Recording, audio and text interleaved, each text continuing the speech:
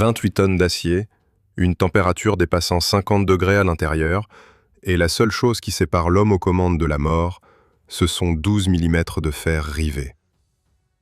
Pourtant, c'est précisément ce fer qui devient son pire ennemi. À chaque impact, les rivets se transforment en projectiles meurtriers qui déchirent l'équipage de l'intérieur. Le tout premier blindage de l'histoire tuait ceux-là même qu'il devait protéger. Et ce n'est que le début d'une histoire dans laquelle, pendant plus de 100 ans, les ingénieurs ont cru avoir trouvé la protection parfaite. À chaque étape, ils se sont trompés. Septembre 1916, la bataille de la Somme. À travers le no man's land labouré par les obus, avancent des machines que le monde n'avait encore jamais vues. Des Mark I britanniques. Des monstres lourds en forme de losange qui roulent à une vitesse maximale d'environ 6 km/h, sur un terrain favorable. Sur un sol détrempé et défoncé par les bombardements, leur progression est encore plus lente. Sur 49 machines lancées au combat, seules 32 atteignent les lignes ennemies. Les autres restent en panne, chenilles brisées, moteurs surchauffés, réservoirs vides. Mais les machines qui parviennent à percer déclenchent dans les rangs allemands une onde de choc et d'effroi, une arme contre laquelle les fusils sont impuissants et contre laquelle les mitrailleuses ricochent sans effet. C'était jusque-là tout simplement impensable. À l'intérieur de ces colosses d'acier règnent pourtant des conditions qui n'ont rien à voir avec les notions modernes de combat.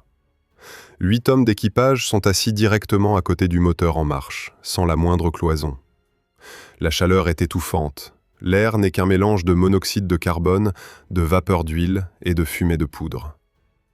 Toute communication est impossible. Le rugissement du moteur couvre la moindre voix humaine. Des hommes perdent connaissance avant même d'atteindre le champ de bataille. Ils vomissent sur les plaques chaudes du plancher, ils titubent hors des trappes, à moitié asphyxiés, à moitié brûlés. Ceux qui survivent porteront pour le reste de leurs jours des séquelles qu'aucun médecin de l'époque ne saura interpréter. Mais le véritable problème de cette première génération de protection se trouve dans la fabrication elle-même. Les plaques d'acier sont fixées à une armature de fer par des rivets. Contre les balles ordinaires et les éclats, cette construction tient parfaitement. Mais dès que les troupes allemandes commencent à utiliser des munitions perforantes à noyaux d'acier durci, ou dès que des obus d'artillerie explosent à proximité immédiate, quelque chose de terrible se produit. Les rivets se détachent et fusent à l'intérieur de la machine à une vitesse dévastatrice. Ils déchirent les visages, traversent les épaules, tuent les hommes sans même que le blindage ait été percé. La propre coque protectrice devient source de mort. À cela s'ajoute un autre danger que les soldats allemands découvrent rapidement. Lorsqu'ils tirent à la mitrailleuse sur les fentes de vision étroite, de minuscules fragments de balles se détachent, ainsi que des éclats métalliques incandescents et de petites quantités de cuivre fondu provenant des chemises des projectiles. Ces particules pénètrent à l'intérieur et aveuglent, brûlent et mutilent les yeux des équipages. Les Britanniques appellent ce phénomène les éclaboussures. On leur fournit des casques en cuir et des masques en cotte de maille, des dispositifs primitifs qui ne repoussent qu'une fraction de cette horreur. Le prix d'une telle machine s'élève à environ 35 000 $ de l'époque, ce qui correspond aujourd'hui à près d'1 demi-million. Un investissement considérable pour une construction dont l'équipage de 8 hommes est assis à côté d'un moteur sans protection, respire des gaz d'échappement et risque de perdre conscience avant d'atteindre l'objectif. Et pourtant, malgré tous ses défauts, cette première génération de blindés accomplit quelque chose de fondamental. Elle prouve qu'une machine armée et blindée transforme durablement le champ de bataille. Désormais, la question n'est plus de savoir si les chars ont un avenir, mais comment faire pour que les hommes à l'intérieur survivent jusqu'à la fin d'une attaque. La réponse conduit les ingénieurs vers la deuxième étape de l'évolution. Cette deuxième étape commence au début des années 20 et marque la conception des chars pour plusieurs décennies. L'acier de blindage homogène laminé remplace la construction rivetée. Au lieu de plaques individuelles fixées par des rivets sur un cadre, les aciéries produisent désormais d'épaisses tôles massives, pressées dans d'énormes laminoirs entre deux rouleaux. La pièce brute incandescente est étirée, comprimée, étirée de nouveau. Ce procédé aligne la structure granulaire du métal, élimine les défauts internes et garantit que la plaque possède une résistance uniforme sur toute sa surface, d'où ce nom, homogène, c'est-à-dire uniforme. Les plaques sont ensuite soudées pour former une caisse, ou bien des tourelles entières sont coulées d'un seul tenant. La fonte permet de bannir les soudures des zones les plus vulnérables. C'est l'époque du Panzer III, des premiers TE-26 soviétiques, des chars croiseurs britanniques. L'ère de l'entre-deux-guerres et des premières années du second conflit mondial. Les épaisseurs croissent progressivement, de 15 à 20 mm pour les modèles légers, jusqu'à 35 pour les moyens. Les hommes à l'intérieur ne sont plus tués par des éclats de leur propre machine. Les balles, les éclats légers, les impacts mineurs, tout cela, la nouvelle construction le repousse avec fiabilité. Mais dans cette amélioration apparente se cache un piège cruel. La seule méthode pour renforcer la protection consiste à épaissir les plaques. Et plus c'est épais, plus c'est lourd. 20 mm d'acier laminé pèse environ 157 kg par mètre carré. Quiconque veut doubler la protection doit doubler le poids. Cela exige un moteur plus puissant, une suspension plus robuste, davantage de carburant. Chaque millimètre supplémentaire entraîne une cascade de problèmes techniques. Au cours de l'été 1941, les unités allemandes pénètrent profondément en territoire soviétique. Les cartes sont redessinées chaque jour, des armées entières disparaissent dans les poches d'encerclement, et les hommes dans les tourelles des Panzer III et Panzer IV croient déjà avoir gagné la guerre. Puis, dans les derniers jours de septembre, au nord-est de la ville d'Orel, se produit un événement qui anéantit cette certitude en une seule heure. Du brouillard matinal surgissent des machines dont la forme n'a jamais été vue. Des surfaces inclinées, des plaques avant biseautées, une tourelle aplatie. Les obus des chars allemands ricochent comme s'ils étaient lancés contre un rocher. Certains hommes voient leurs propres projectiles s'envoler vers le ciel en sifflant, déviés par une paroi qu'ils auraient dû percer. Le général Heinz Guderian, commandant du 24e corps blindé, consigne dans ses notes ce que vivent ces hommes. Un canon de 76 mm, logé dans la caisse inclinée d'une machine inconnue, traverse le blindage frontal allemand, à une distance d'environ 1000 mètres. Les canons allemands, en revanche, n'atteignent pas le blindage frontal de cette machine, même à 500 mètres. Ce qui apparaît ici sur le champ de bataille porte le nom de T-34, et il apporte avec lui une idée si simple qu'elle laisse sans voix tous les concepteurs de Berlin, de Londres et de Paris. La solution trouvée par les ingénieurs soviétiques n'a pas coûté un seul gramme d'acier supplémentaire. Elle a coûté un angle. La plaque avant supérieure du T-34 n'est pas verticale, mais inclinée de 60 degrés par rapport à la verticale. Un projectile arrivant à l'horizontale ne rencontre pas 45 mm d'acier. Il doit parcourir un trajet d'environ 90 mm à travers le matériau. L'épaisseur effective double, sans que la machine pèse une livre de plus. À cela s'ajoute le second effet, peut-être plus important encore. Une surface inclinée augmente considérablement la probabilité de ricochet. Le projectile glisse vers le haut ou sur le côté, sans transférer son énergie au blindage. La réaction du bureau de l'armement allemand face à ce choc se déroule en 2 étapes. Au printemps 1942, apparaissent des Panzer IV modernisés, avec une plaque frontale renforcée, des jupes plus épaisses et un canon plus long. Mais ce n'est qu'une solution de fortune. La véritable réponse porte un nom qui inspirera la peur pour les années à venir. Le Panther. Au cours de l'été 1943, cette machine fait pour la première fois son apparition en nombre sur le champ de bataille. 80 mm de blindage frontal, incliné à 55 degrés. La protection théorique équivaut à environ 139 mm d'acier vertical. La forme est manifestement inspirée de l'adversaire soviétique. Certains concepteurs parlent ouvertement d'une idée empruntée. Pourtant, le Panther n'est pas une simple copie. Il est plus lourd, plus haut, doté d'une optique nettement plus précise, d'un canon plus long et d'un moteur considérablement plus puissant. Mais le TE-34 possède son propre défaut fatal, et celui-ci est lui aussi directement lié à la conception inclinée. Les plaques inclinées volent de l'espace intérieur. Une machine de 26 tonnes se révèle si exiguë que son équipage de 4 hommes peine davantage que 5 hommes dans un Panzer IV de 20 tonnes. Le commandant fait également office de tireur. Ses mains ne suffisent tout simplement pas pour les 2 tâches. La visibilité depuis la tourelle est lamentable. les fentes de vision étroites, le sol du compartiment de combat encombré de caisses de munitions.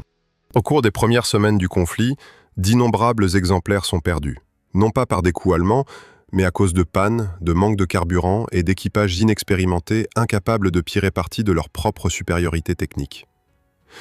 Au total, plus de 65 000 machines de toutes les variantes sortent des usines.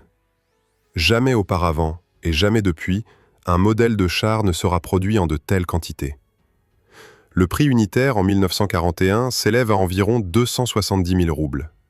C'est la moitié ou le tiers de ce que coûte une machine lourde. La simplicité de la conception permet la fabrication dans 7 usines différentes, souvent par des ouvriers non qualifiés, fréquemment par des femmes et des adolescents sur les chaînes. Le blindage incliné est l'étape à laquelle les ingénieurs ont pour la première fois déjoué la physique. Ils n'ont pas ajouté de métal, ils ont ajouté de la géométrie. Mais même cette astuce a ses limites. Dès que l'adversaire développe des canons dont les projectiles à plus grande vitesse initiale et à pointe durcie peuvent percer les surfaces inclinées, la réponse devient prévisible et brutale.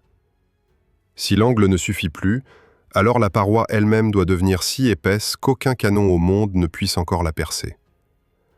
Février 1943, les champs enneigés devant Kharkov. D'un bosquet de bouleaux émerge une machine dont l'apparition coûtera dans les heures qui suivent à l'armée rouge des centaines d'obus, sans qu'un seul d'entre eux fasse effet. Un véhicule unique immobilise un bataillon entier. Les obus des canons de 76,2 mm frappent, laissant des cratères fumants dans la neige, faisant trembler le lourd colosse, mais la paroi d'acier reste intacte. C'est la première apparition d'envergure d'une machine dont le nom figure bientôt en tête des rapports de la reconnaissance soviétique. Le Tigre. 100 mm à la caisse frontale, 80 sur les flancs, une tourelle protégée par près de 90 mm d'acier dense. Ces dimensions ne résultent pas d'une géométrie raffinée, mais d'une construction brute et violente. Les plaques sont en grande partie verticales, la forme anguleuse, presque démodée comparée au profil incliné du panthère. Pourtant, c'est précisément cette simplicité qui fait du Tigre ce qu'il est. Une forteresse roulante contre laquelle les canons standards des Alliés sont tout simplement impuissants aux distances habituelles d'engagement. Les équipages des machines moyennes soviétiques doivent ramper jusqu'à quelques centaines de mètres pour qu'un coup au flanc ait le moindre effet. De telles manœuvres se terminent fatalement pour la plupart d'entre eux, car le canon de 8,8 cm du Tigre traverse n'importe quel blindage frontal de l'armée rouge à 2000 mètres. 57 tonnes pèse cette machine. Un moteur de 690 chevaux la traîne sur le terrain, souvent à la limite de ses capacités. Les ponts ne supportent pas son poids, la boue l'engloutit, les transmissions cèdent sous la charge. La fabrication d'un seul Tigre dans les usines Henschel prend environ 2 fois plus de temps que celle de toute autre machine allemande de cette période. Entre août 1942 et août 1944, seuls 1355 exemplaires sortent des chaînes. Un nombre dérisoire comparé aux dizaines de milliers des séries adverses. Pourtant, chaque machine déploie sur le champ de bataille un effet difficilement saisissable par la statistique. Des as comme Michael Wittmann obtiennent des taux de réussite qui font de leurs équipages des légendes, bien avant que la poudre ne refroidisse. En janvier 1944 vient l'escalade. Le Tigre Royal, avec 150 mm de blindage frontal, cette fois enfin incliné, un colosse de près de 70 tonnes. Sur le papier, cette machine semble invulnérable. Tous les canons soviétiques, toutes les pièces alliées, toutes les armes anti-chars des alliés occidentaux paraissent inutiles face à cette épaisseur. Pourtant, au moment précis où l'art de la conception allemande atteint son apogée, le sol s'effondre sous ses pieds. Et la rupture ne commence pas sur le champ de bataille, mais dans les entrepôts des aciéries. L'acier de blindage allemand vit d'une formule chimique. Chrome, nickel, molybdène, vanadium. Ces éléments d'alliage confèrent aux matériaux cette dureté, cette ténacité, ce comportement à l'impact d'un projectile qui peuvent transformer un coup en plein dans un simple ricochet. Mais le Reich perd ses sources d'approvisionnement. Les mines yougoslaves disparaissent, les livraisons finlandaises se tarissent, les réserves fondent. Fin 1942, le molybdène disparaît des tôles les plus minces. En juin 1944, il manque à toutes les épaisseurs. Le nickel est ajouté, puis retiré, puis remplacés par des quantités insuffisantes. Le vanadium tient jusqu'à l'automne 1944, puis cette réserve aussi s'effondre. Le résultat de cet effondrement chimique est une tragédie pour les équipages allemands. Les 150 mm d'acier frontal du Tigre Royal semblent impénétrables sur la planche à dessin, mais des essais de tir soviétiques durant l'été 1944 sur un champ de tir près de Koubinka révèlent quelque chose de dévastateur. Lors d'impacts qui, en théorie pure, ne devraient causer aucun dommage, les soudures se déchirent. Les plaques se brisent le long de leur bord, elles éclatent, elles perdent des morceaux entiers à l'intérieur. Teneur en carbone accru, éléments d'alliage manquants, traitement thermique défaillant dans des usines où travaillent désormais des prisonniers et des enfants. L'acier devient cassant comme du verre. La machine la plus lourde de toute la guerre porte une coque qui se brise dans les conditions de sa propre chute. Ici prend fin la philosophie de la force brute. On peut augmenter l'épaisseur de la paroi à volonté, mais les lois de la physique et de l'économie pèsent contre chaque tonne supplémentaire. La machine devient trop lourde, trop lente, trop coûteuse, trop fragile. Et lorsque les ressources pour un acier de qualité font défaut, toute cette épaisseur se transforme en illusion de protection. Il fallait une autre approche, une qui n'ajouterait pas de tonnes, mais utiliserait l'espace lui-même. La réponse, les concepteurs l'ont trouvée là où personne n'avait cherché auparavant. Dans le vide, entre deux tôles. Hiver 1943, un champ de tir à Kummersdorf, au sud de Berlin. Les ingénieurs allemands sont confrontés à un problème tout autre que celui des machines lourdes. Les Panzer IV, moyens, colonne vertébrale de nombreuses unités sur le front de l'Est, perdent leur flanc face à un adversaire auquel personne ne s'attendait. Des fusils anti-chars soviétiques portant les désignations PTRD et PTRES, armes primitives à un seul homme, légères, bon marché, fabriquées par centaines de milliers. Ils transpercent les parois latérales de seulement 30 mm d'un Panzer IV à des distances comprises entre 300 et 500 mètres. La solution qui naît dans ces semaines sur la planche à dessin sonne d'abord comme une plaisanterie. Au lieu d'augmenter l'épaisseur de la paroi, les concepteurs accrochent une tôle supplémentaire à une certaine distance à l'extérieur du blindage principal. Seulement 5 mm d'épaisseur, fixée à des consoles, suspendues librement dans l'espace. Les hommes dans les ateliers nomment ce dispositif les jupes, ou Schürzen en allemand. À première vue, cette mince plaque ressemble à un gadget, un morceau de tôle que toute munition sérieuse devrait traverser sans effort. Pourtant, c'est précisément là tout le sens de la chose. Le noyau perforant d'un projectile anti-char perd sa chemise protectrice en traversant la mince tôle extérieure. La pointe se déforme, la trajectoire est légèrement modifiée, le noyau commence à vaciller. Ce qui arrive sur la véritable paroi du véhicule n'est plus une flèche précise et stabilisée, mais un morceau de métal tordu et tournoyant, dont l'énergie se répartit sur une plus grande surface. Le mince blindage principal de 30 mm résiste à ce coup affaibli, alors qu'il n'aurait jamais résisté sans la jupe. 5 mm de tôle et un peu d'air produisent une protection qu'une seule plaque massive de poids équivalent ne pourrait atteindre. Autour de ce dispositif s'est tissée une légende tenace.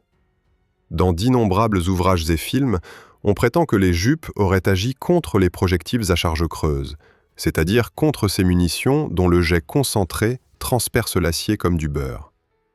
Ce n'est pas exact.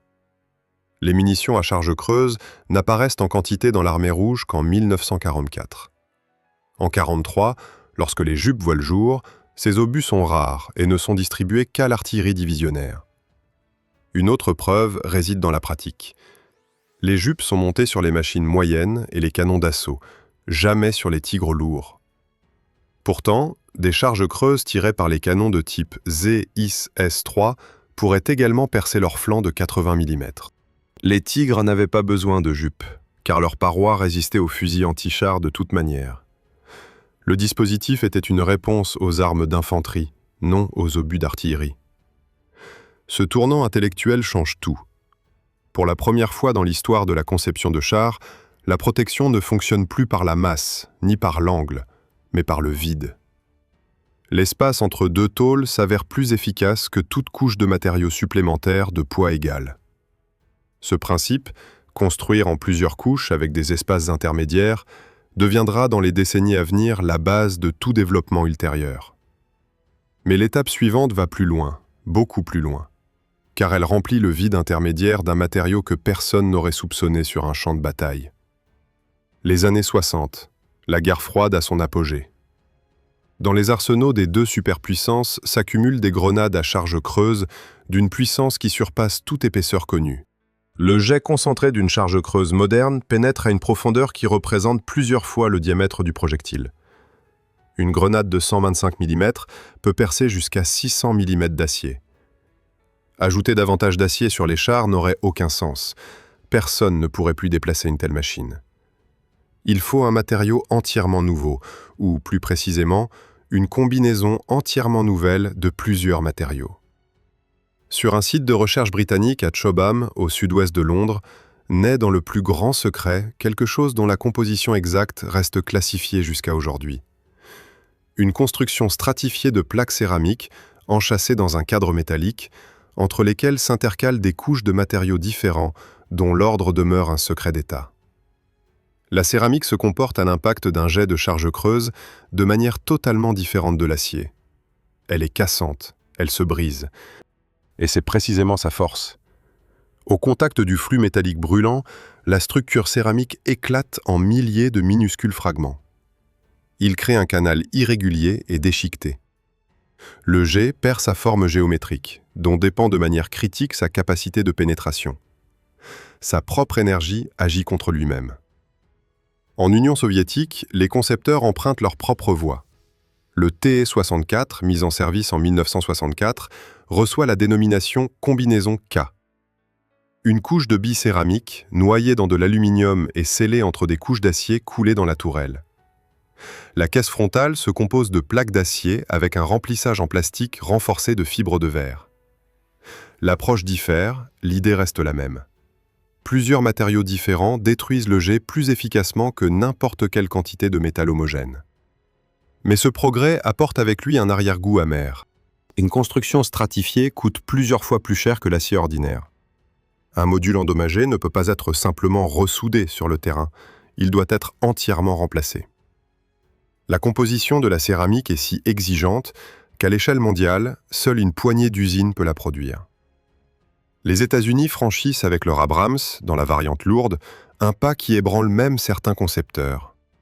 Ils intègrent dans la stratification des plaques d'uranium appauvries, un métal environ 1,5 fois plus dense que le plomb, qui à l'impact ne s'émousse pas mais s'auto-affûte. Ces inserts confèrent à l'Abrams une protection frontale équivalent à environ 600 mm d'acier laminé pour une épaisseur et un poids nettement inférieurs. Pourtant, même cette stratification reste passive. Elle reçoit le coup et se contente de le disperser. La question suivante était donc, que se passerait-il si la paroi répondait ? La réponse à cette question n'est pas née dans un institut de recherche des grandes puissances, mais dans un désert au bord de la Méditerranée, lors de l'examen d'épaves calcinées. En 1967, peu après la guerre des 6 jours, un physicien allemand nommé Manfred Held travaille pour une entreprise d'armement ouest-allemande en Israël. Sa mission consiste à étudier l'effet des munitions à charge creuse sur des machines soviétiques capturées de type TE-54 et TE-55. Au cours de ses investigations, Held remarque un phénomène qui bouleverse toutes les conceptions précédentes de la protection. Dès qu'un jet de charge creuse pénétrant fait détonner les munitions à l'intérieur de l'épave, la deuxième explosion détruit le jet lui-même. Une explosion empêche la pénétration. Une déflagration agit contre le coup. Held tire la conclusion qui marquera les décennies à venir de la construction de chars. Si l'on place une fine couche d'explosifs entre deux plaques d'acier et que l'on fixe le paquet à l'extérieur du véhicule, alors le jet de charge creuse à l'impact déclenchera la charge. Les deux plaques s'écartent à grande vitesse et coupent latéralement le jet avant qu'il n'atteigne la véritable paroi. Une contre-explosion contre une flèche enflammée. Pour la première fois en service, cette idée fait ses preuves au cours de l'été 1982, lors de la guerre du Liban. Les machines israéliennes, équipées du système Blazer, se révèlent quasiment invulnérables face aux missiles guidés soviétiques de type Malyutka et face aux lance-grenades RPG-7 largement répandues parmi les troupes arabes. L'effet fut si spectaculaire que des troupes syriennes capturèrent l'un de ces véhicules et l'expédièrent directement à Moscou. C'est ici que l'histoire prend un tournant presque tragique. Des chercheurs de l'Institut soviétique NI Ishtal travaillaient précisément sur cette idée depuis la fin des années 60. Ils avaient des prototypes, ils avaient des traités théoriques, mais le commandant des troupes blindées, le maréchal Babadjanian, aurait déclaré qu'il ne tolérerait pas un seul gramme d'explosifs sur aucun véhicule de ses troupes. Les travaux furent gelés. Seul le véhicule israélien capturé, évalué sur un champ de tir près de Koubinka, convainquit la direction militaire. En juin 1982, l'ordre fut donné, et 6 mois plus tard, le complexe Contact 1 était prêt. En 1985, il rejoignit la troupe. La probabilité de coup au but contre les anciennes machines soviétiques diminua d'un facteur 4. Le coût d'un ensemble complet de plus de 200 conteneurs s'élevait à environ 1500 roubles, une somme dérisoire comparée à l'efficacité. L'ensemble de l'arsenal occidental à charge creuse perdit sa terreur en une seule nuit. Pourtant, ce premier essai présentait ses lacunes. Contact 1 protégeait exclusivement contre les charges creuses.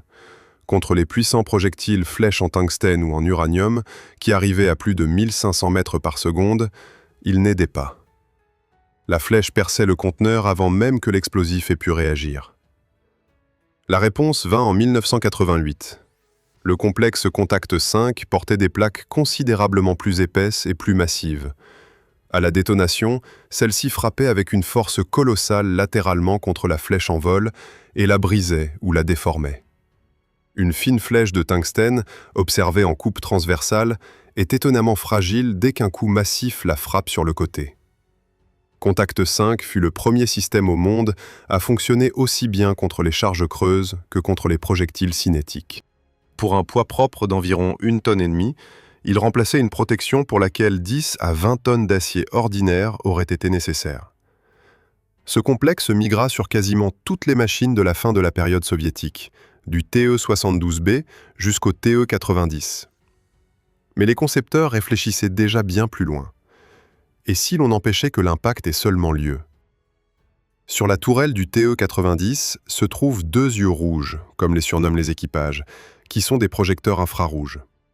Le complexe Chtora 1, introduit en 1989, détecte chaque rayon laser qui vise le véhicule et répond de 2 manières. Un rayonnement infrarouge modulé brouille l'électronique de guidage des missiles entrants. Des grenades à aérosol génèrent un mur impénétrable à la lumière, à l'infrarouge et au laser. Le véhicule disparaît de l'optique du tireur. Mais contre une flèche cinétique qui traverse l'air sans aucune électronique, la tromperie est impuissante. Le dernier chapitre de cette course aux armements est écrit par Israël, avec le système Profi sur le Merkawa de 4e génération. 4 antennes radar plates scannent sans relâche l'environnement. Chaque grenade approchante est détectée en fractions de millièmes de seconde. Un dispositif de lancement s'oriente et tire un faisceau dirigé d'éclats métalliques à la rencontre de la menace, qui anéantit cette dernière à quelques mètres seulement du véhicule. Plus de 500 000 heures d'engagement, des interceptions documentées contre des missiles d'idées cornés et des grenades RPG-29. Une installation coûte environ 600 000 $ et pèse environ une demi-tonne. Le pendant russe, Arena, mise sur un radar Doppler et 26 charges explosives réparties autour de la tourelle, avec un temps de réaction de 300 millièmes de seconde. Et pourtant, il subsiste une faille qui ne se laisse pas combler. Même Trophy ne parvient pas à intercepter la flèche cinétique. Une tige de tungstène à 1700 mètres par seconde dépasse toute capteurique. La technique de protection la plus avancée du XXIe siècle se tient impuissante face à un morceau de métal dont le principe d'action n'a guère changé depuis l'époque des canons lourds. Ici se termine le voyage, à l'endroit précis où il a commencé il y a plus de 100 ans. Auprès d'un morceau d'acier qui vole et d'une paroi qui espère être assez épaisse. Si ce voyage t'a plu, laisse un pouce levé, écris en commentaire à quel niveau tu serais toi-même assis et abonne-toi à la chaîne pour ne manquer aucune autre histoire venue du monde des chars.